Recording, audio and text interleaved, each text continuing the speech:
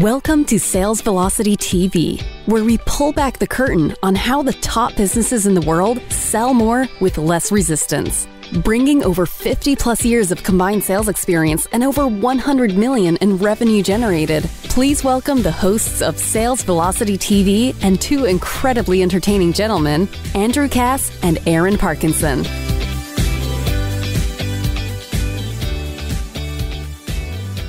Hello, everybody. Welcome back to another episode. Hey, or maybe welcome to your first episode of Sales Velocity TV. We're veering off track a little bit today, and we're talking about how to get unstuck in breakthrough barriers. We all hit them. It's inevitable in any business. It's inevitable in life. It's inevitable in fitness and health and relationships. And this will be a good one today because we have some pretty good strategies on how to break through barriers, get unstuck, and sometimes make a big leap to the next level in your business, in your sales process, in your life, with your relationships and fitness. So we're going to kind of we're going to shock and awe you today, hit you from a couple different angles on what we've done, seen, what works, what doesn't when it comes to breaking through these inevitable barriers that we all hit, Aaron, ever so often, actually more often than many think. Right? Yeah, I've got a great quote that's going to, preface this episode today and a little bit of an exercise I remember that I ran into from a very, very smart person, because we're talking about getting stuck, getting unstuck. As entrepreneurs, you're going to get stuck. It's part of the process. What you have to realize is how to get unstuck. Most importantly, accept that you will get stuck. Mm-hmm. It's part of the process. And then what are some things you can do to get unstuck? So I saw this great quote the other day, Andrew, which I posted on my social, that said, running a business is like riding a lion. People look at the entrepreneurs and think they really have it together. They're so brave. And while the entrepreneurs are riding the lion, they're thinking, how the hell did I get on a lion and how do I keep from getting eaten? Right? So that's the quote that sets the tone for today, because as entrepreneurs, everybody thinks it's glorious. Everybody thinks it's, oh, you make so much money and you got all this freedom or whatever. But meanwhile, we're all just riding around on a lion trying to figure out how to not get eaten. Yeah, it's a bumpy road. There's a great book written by Darren Hardy, Aaron, who you may not know. Darren Hardy was I'm actually friends with Darren on Facebook. Yeah, Darren's cool. Darren was the executive producer, whatever for the magazines, the executive editor, I believe, for Success Magazine when it was really in its heyday. He wrote this book called The Entrepreneurial Roller Coaster. He actually wrote a great book before that called The Compound Effect, right? How little things done frequently over time compounded equal big results. You've seen that play out with savings and fitness and health and nutrition and weight loss, right? But the entrepreneurial roller coaster is kind of what we're talking about here today. So maybe that's a good recommendation for a book in the show notes, is the entrepreneurial roller coaster, because it sometimes looks like it's this always wonderful lifestyle business and all this free time and you work when you want to, but it almost seems like the 4-hour work week where you never actually work when really you're working your tail off. And a lot of times we as entrepreneurs, we have an expensive job, right? We're investing in the job hours that we're putting in, but it isn't always that way, right? There's always times where it's everything it seems it can be, but without question, there's massive roadblocks along the way. And I always feel like entrepreneurship, business ownership is a lot of 2 steps back to take 4 steps forward. It's a stair-step incline. It isn't a straight line up or a straight line down. If it is a straight line up, you got to be wary of that. If it's a straight line down, you're doing a lot wrong. And we want to talk about really getting awareness to this today, because what happens a lot of times, and this is topic number 1 here, is when you have awareness to the barriers, you can take a step back and address the barriers. Today, a lot of us are unconscious to some of the things that are happening negatively in our business because we get so busy in the business that we can't really see the business well. I deal with this every single day. I know you do as well. I'm always working consistently, Aaron, with at least a dozen to 15 private clients at any time. That's kind of like my limit. I don't normally want to have 50 clients. I'm running a company. You are as well. But I'm always dealing with a small group of about a dozen clients. And the commonality there is really just that, right? It's being able to give them some eyesight onto their business that they maybe don't have. Well, I think we'll loop back to that as one of our topics here today. But to get expert eyes and second sets of eyes or even find things that can help you create awareness to these roadblocks is the first step to improvement. I think it's good old-fashioned AA, the people who have alcohol problems. I think that the lingo in that process that they put people through, Aaron, I've never been through that process, by the way, I know you haven't either, is you got to actually have awareness to the problem first before the problem can be fixed. So we're going to talk a lot about that today, is creating awareness to the barriers so that you can ultimately break through the barriers. Yeah, the goal is to get unstuck. And you know, if you think back to, you know, military examples, right?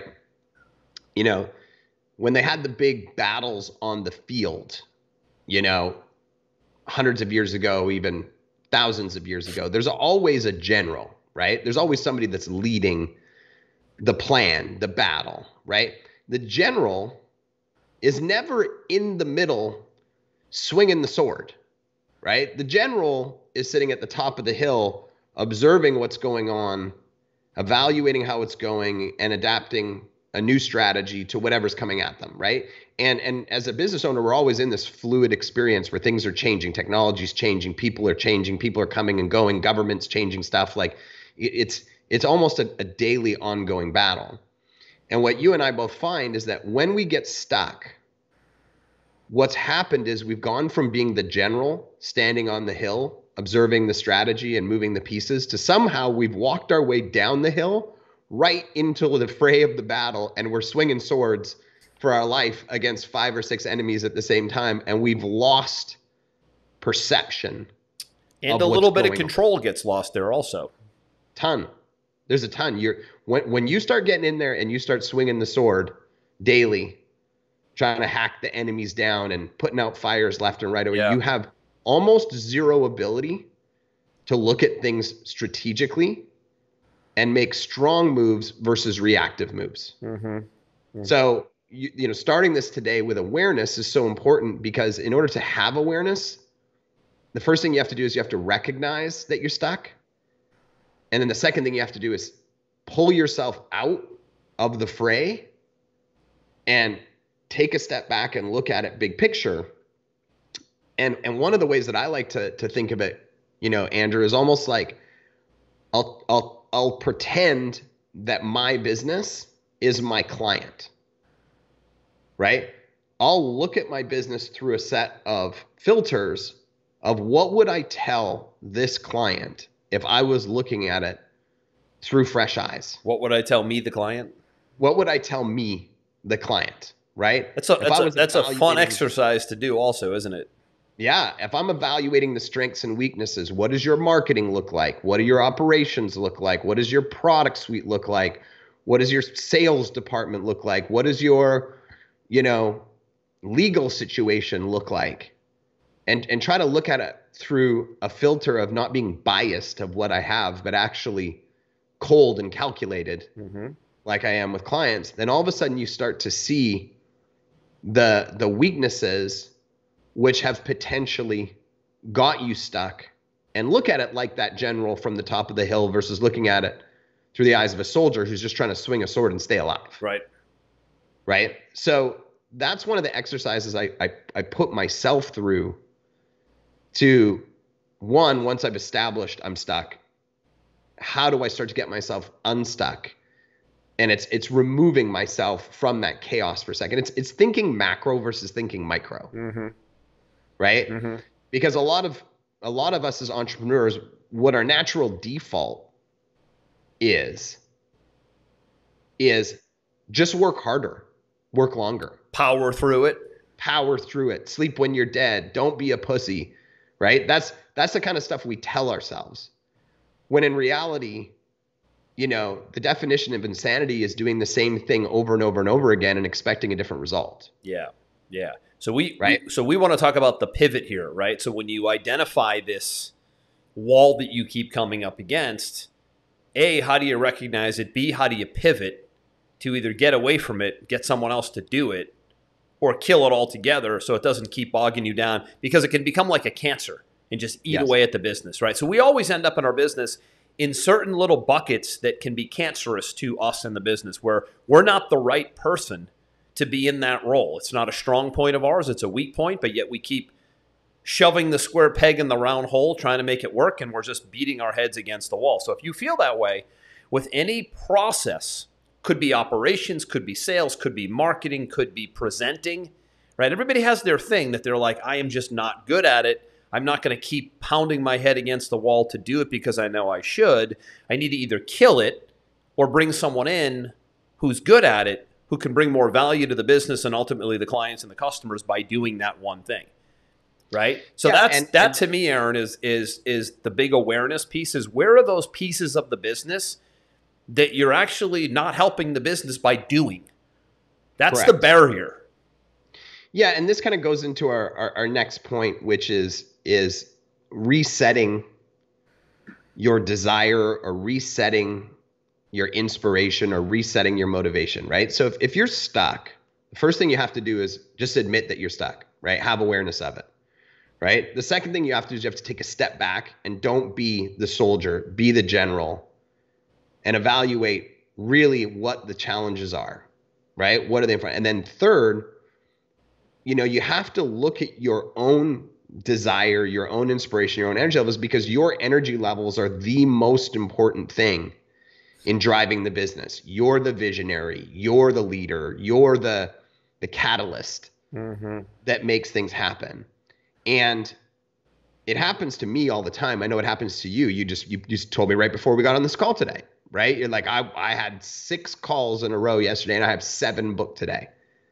And you and I both know how draining that can be, right? And it can be sustained for a certain amount of time, but eventually there's a moment where you're going to break, or you're just going to become uninterested in what you're doing. And the reality is somebody else. And then you become ineffective. Uninterested precedes ineffective.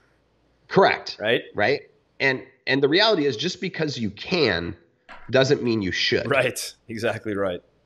Right? Yeah. I know that you're great on consulting calls. I know that you're great on sales calls. I'm great on them too. But is it what makes you happy? Question number 1. And then question number 2 is, could somebody else be doing it at least close to as well, maybe even better than you, but you've got this fear wrapped around letting it go. And I think we all, as entrepreneurs and business owners, there's always things we don't want to let go of because we think, nobody's going to be able to pull it off and perform like I can. It's a totally normal feeling, by the way. Totally normal. But it's not normal to stay with it for too long, right? So here's the perfect example, since this is a sales show, is most business owners got the business to a point of success by doing the selling to get it to where it is. That's very common. I see the most successful businesses, they didn't bring in stranger salespeople to sell from day one. They were the ones selling from day one. And then the shift that they had to make at one point was, am I ready to hand this off and give the sales over? Can somebody communicate and present and persuade as well as I can about my product and service, my baby, the company that I built? And that, to me, is the hardest thing to let go of in your business, is when you were the one that made all the money and you made all the sales and you generated you're the rainmaker, you made it all happen. To step away from that, which frees up a ton of time in getting somebody in that role who can be just as good as you, which is going to be hard to find, by the way, but maybe somebody who can be maybe not as good, but very effective with better energy because it's all they do and they're all in and they're focused on that one thing. You're bringing in a new quarterback, so to speak, right? And that tends to be one of the things that we unconsciously get stuck on as business owners, that if you can shake that and just at some point you need to undo being the salesperson if you're the CEO of the business, right? You need to undo that. And that's a barrier that I see probably more than any others. And since it's a sales show, it's a good one to talk about. Is at some point you can't be the one doing all the sales. At some point you need a sales stud or a sales team if you're going to scale. Correct. And this kind of brings me back to what I was talking about when we first started the show today, is that there was an exercise somebody took me through one time, and they were talking about how, imagine you put your 2 thumbs in the air and you put an elastic band over each end over your thumb, right? And as you're growing, you're stretching this elastic band further and further and further and further, and it gets tighter and tighter and tighter and tighter. Right. And you think to yourself, man, like this is so hard, I'm working like crazy. Nothing's going right. Blah, blah, there's all these problems, blah, blah, blah. And you keep going, and then bang, it snaps. And now you're back to a new level of growth, right? And then you start your next level of growth, and the elastic band gets tighter and tighter and tighter and tighter and tighter again until finally snap, you break through again, right? And these snapping points are kind of like what you're talking about right now, which is that if you're stuck, maybe you're just at the full extension of that elastic band, and something has to give in order to go to that next level. You want to avoid the snap. Right? Well, right? I mean, the reality is you want to avoid the rubber band breaking. Sharing with me is you have to make it snap, but until you figure out what that thing is that allows it to snap and then move into that next level, you're just going to stay at this place of extreme tension the entire time. If you want to scale your business, you've got to have organic media, you've got to have paid media, you've got to have multiple channels. If you're in a sales, if you've got a sales process, you're going to have multiple salespeople, and you're going to have managers, and you're going to have bookkeepers and operations people. And when we first start out as entrepreneurs, we do it all ourselves, right? And we're wearing 6 hats, but we'll get to that point of tension on the elastic where it's almost unbearable. Mm-hmm. And you have 2 choices. You have, expand and evolve, right? Or get pulled right back from that tension and never reach that next level of growth. And it's painful, right? Like Gary Vaynerchuk, is famous for saying, if you can hire somebody that cares 80% as much about your business as you do, it's a freaking miracle. Sure is. They have no skin in the game. They don't own it. They could walk away tomorrow. Why should they care as much, right? Yet we're like, well, I don't want to hire somebody unless they're as good as me. They can do a good job as me. They're as successful as me. They don't. It's not their business. It's a job. So I hate to spoil it for you and ruin the end of the movie. In order to scale, in order to get unstuck, you're going to have to hire people that are probably not as caring. It doesn't mean they might not be as good. You. They might not be as excited as you, right? They might not. But you know what? If you have 5 people that can do things 80% as well as you do versus you who can do 100%, it's pretty easy math. It's 8 times 5 is 4. Yeah, you get a multiplication effect if you think that way. Right? You get the multiplication effect. You have to realize and you have to deal with, right? So going back to your point, right? We have to find a way to evaluate what we're doing and what's killing our desire, what's killing our energy. We have to start thinking a little bit more strategic versus tactical. Right? We're always trying to twist this thing or optimize this thing or increase this conversion or blah, blah, blah, blah. But if you're constantly focused on that versus what's going to free you to be happy, inspired, and creative so that you can go think, focus, create on how to take the business to the next level, you're likely just going to stay in that state of tension until you burn out and you just say, I'm just going to nuke this thing. I hate it. Yeah, you start to resent the business. Right. Bad feeling, right? You don't want to end up in a situation where you're not channeling this well and you start to resent the business, because if you resent the business, oh boy, your effectiveness and your interest and enthusiasm in the business will plummet, and that thing's dead. So, in this conversation, Aaron, your staff will feel it. Yeah, in this conversation, it's really all about, okay, if I'm running up against barrier after barrier, what do I need to do to pivot so that I can maintain enthusiasm and interest in the business so I can still grow it? Correct. That is a balancing act, and it's tricky.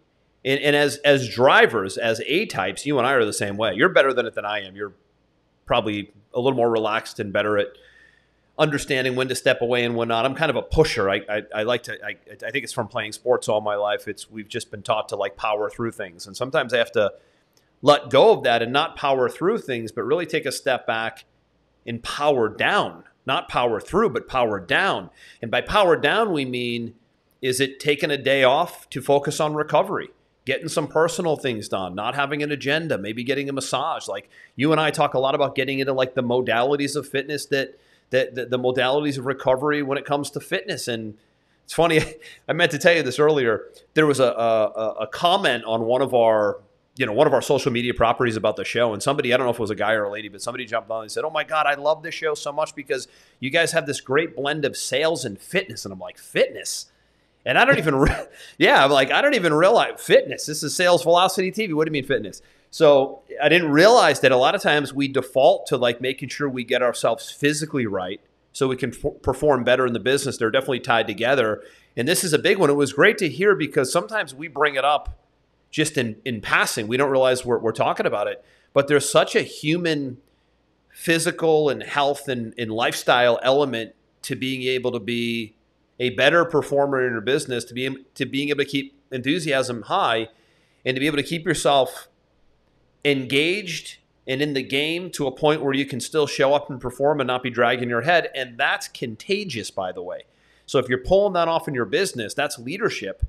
And if you're bringing that enthusiasm and that excitement and that physical energy to the table, the team tends to follow.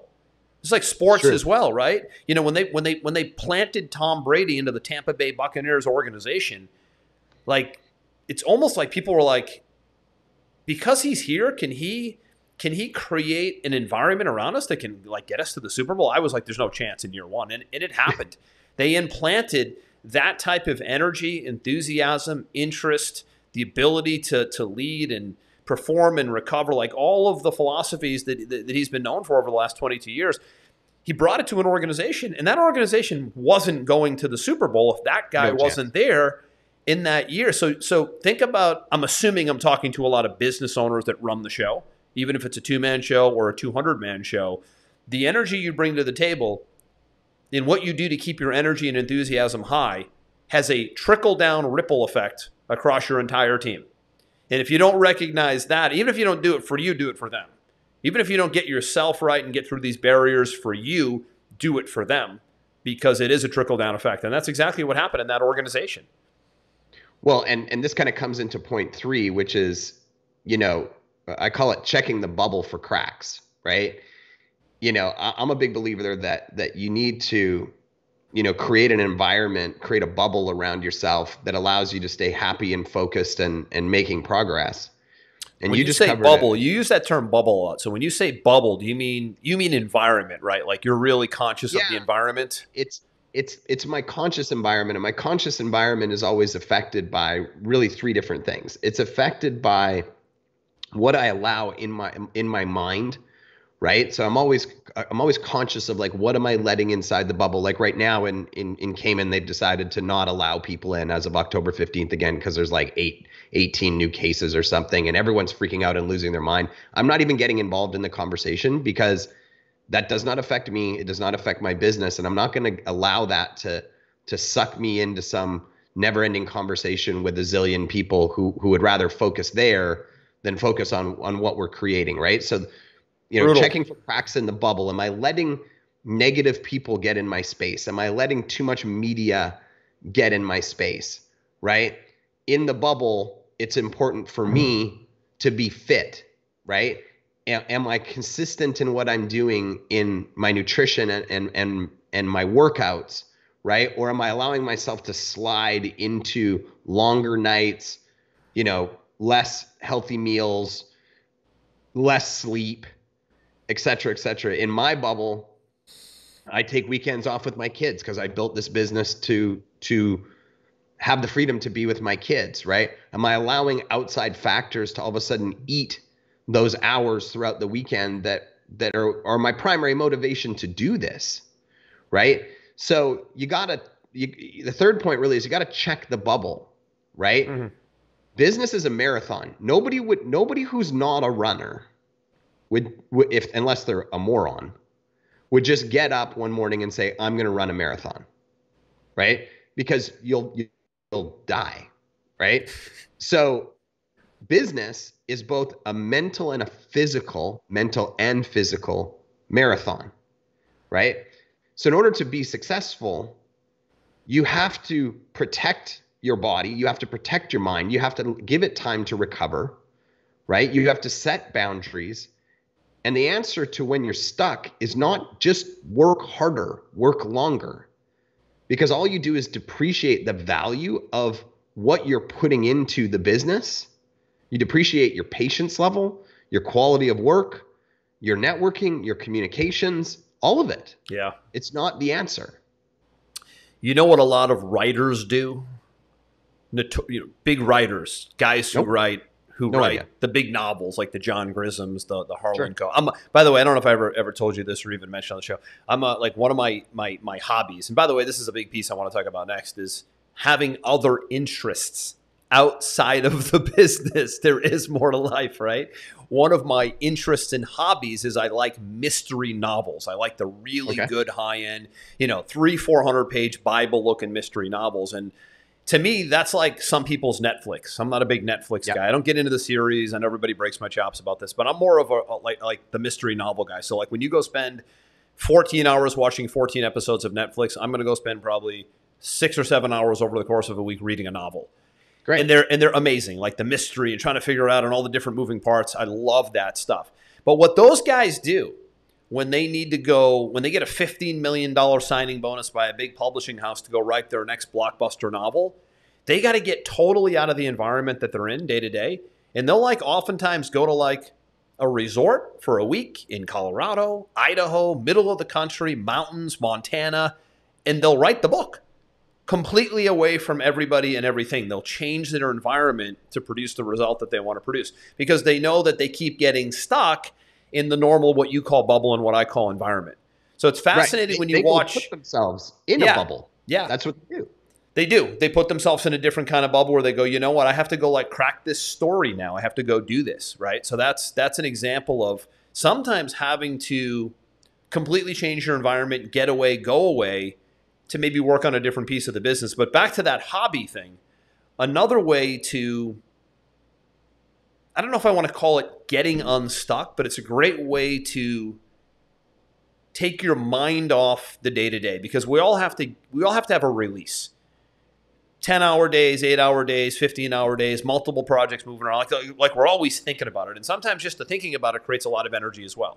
And it drains us, right? So having an outlet, for me, it's always been working out, fitness. You and I talk about that a lot. I think for both of us, having a fitness routine that is, even if it's a few days a week for an hour or so and you're exerting energy on your body, or if it's reading, or if it's, whatever, swimming, kayaking, sailing, golf is a big one for me. When I'm on the golf course, it is like just being out in nature, hearing the birds, peace and quiet, the beautiful greens, hitting the ball. It's not a real strenuous sport. That is a huge release for me. To me, when you do things like that, it brings back more enthusiasm and a different mindset to when you get back to the day-to-day. You almost feel like you've been relaxed. You feel like you've been a little bit purged, right? When you go through something like this, you take a vacation. This is, how you feel when you take a vacation.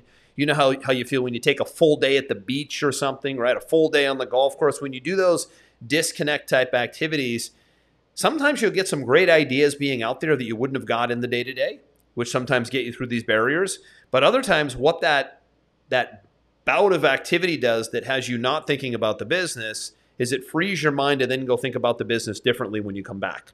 And I can't tell you how many entrepreneurs and business owners, Aaron, have absolutely no outlets.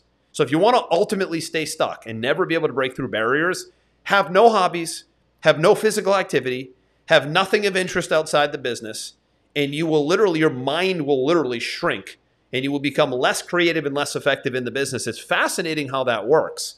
So if you're saying to yourself right now, wow, I really can't break through these barriers that these guys are talking about, and it's because I don't really have a life outside of my business. And that's kind of, right? We've all been there. There's been periods where thankfully for me, I've always, since I was an athlete, since I was 13, the outlet for me, I've never not maintained a workout. So I think that's been a big sanity piece for me, but I've been really getting conscious over the years of golf was a big thing for me now. I'm taking lessons. I'm playing more often now. I'm playing with my kids. We're doing lessons together now. My kids are 7 and 10, so they'll take a lesson on a Saturday over here, and I'll take my lesson over here, and it's just a fun morning spent. And everybody feels better when we're done. And you want to at that point, I want to get back to the office and get back in it because I feel refreshed. You feel refreshed. And those hobbies, I'm really glad you brought this up, because when you find a hobby that you're really passionate about, when you go and do it for that hour or that 2 hours or whatever, or even a whole day, whatever it is, right? your brain stops trying to force a square peg into a round hole. That's right. That's right. Right. Yeah. You remember this. I played at the World Series of Poker a few times. It used to be a big part of my life, back in the day. And why I liked it so much is the moment that I sat down at the card table, there was so much math that needed to be done and so much observation of people's, tells and how they bet and betting patterns and all this stuff that there was zero room for business in my head. You were zoned into the thing. It's like chess players. You were zoned in. I was zoned in, right? And so then when I would be done, I'd be like, oh man, I'm like refreshed, excited to go back and think about what's going on with my business and how I could improve it or whatever. Golf is another one for me. I think about zero business when I'm playing golf. I love it. Yep. Yours, I don't care what yours is. Yours could be doing puzzles. I don't care. Anything. But you need to have a fitness routine and you need to have a hobby outside of what you're doing to give your brain a chance to rest, right? It's like common knowledge. Everyone knows, like, if you just do this 10,000 times a day on your arm, eventually you're just going to hit a plateau because you're giving it no rest time, no recovery time, right? It's the same with your business, right? And, the last thing that we're going to wrap up with today is really just kind of what we touched on lightly in the beginning, which is sometimes, and probably more often than we want to admit to ourselves, we need to have a second set of eyes on what we're doing. This is the biggie. Right? Entrepreneurs as a whole are delusional. Okay? It's important that we're delusional. And a lot of that delusion is optimism, by the way. Right. Which is a good thing. I'm saying it's important. You have to be a little bit delusional, unhinged, optimistic, detached from reality to be a successful entrepreneur, because if you weren't, you'd be looking at the stats of the massive failure rate. Right? So you have to be delusional. And unfortunately, sometimes delusion leaks into ego and denial. Right? I'm smarter than everybody. I don't need help. I'll power through it, blah, blah, blah. And yet, there's always these people that have already been through what you've been through, that in one conversation, 2 conversations, 20 conversations, they could save you a year, 5 years, 20 years, $1 million, $5 million, $100 million. If you just put the ego down for a second and said, you know what, I'm stuck. I can't seem to get to the next level. I need another set of eyes on this. This is coaching and consulting and advice. And there isn't a top performer in business, sports, entertainment, look at all the big industries, where there is not advisors in place, coaches in place, consultants in place, however you want to word it, that can be that second or third set of eyes on you and your stuff. Right? Absolutely critical today to have a second set of eyes on you and your stuff, because we get so into the business that oftentimes we can't see the forest for the trees, right? We're just in the day-to-day, and it's like a set of eyes over here. They go, well, what about this, this, and this? And you go, oh my God, I'm so close to it. I never noticed that. And that's where the shifts happen, and that's how you break through barriers. So in addition to it being about the awareness of recognizing it, having other activities that take your mind off of it, also having expert sets of eyes on it. Those would be the big 3, right? Having expert sets of eyes on it to take you to the next level. So important. You and I have a coaching program that we do together only for our Pipeline Pro members, the software platform that we own and run that powers the show. And we only launch it quarterly. We only take 10 or 15 people into it. And we are on them. And they always have one thing to say at the end. It's really, it's almost predictable for us at this point. We've been doing this a long time, though. Not to brag, but we've been doing this probably close to 20 years of coaching and consulting entrepreneurs to break through barriers. And the thing they always say is, I knew what I had to do, but I never would have got it done in this small of a window had I not had the second set of eyes. And that's the key, because as entrepreneurs, we have got to do everything in our power to condense time. We can't have things take 6 months when they can take 6 days. We can't have things take a year when they should be taking 2 months. That's how you drag out success, and that's how you keep the struggle longer than it needs to be.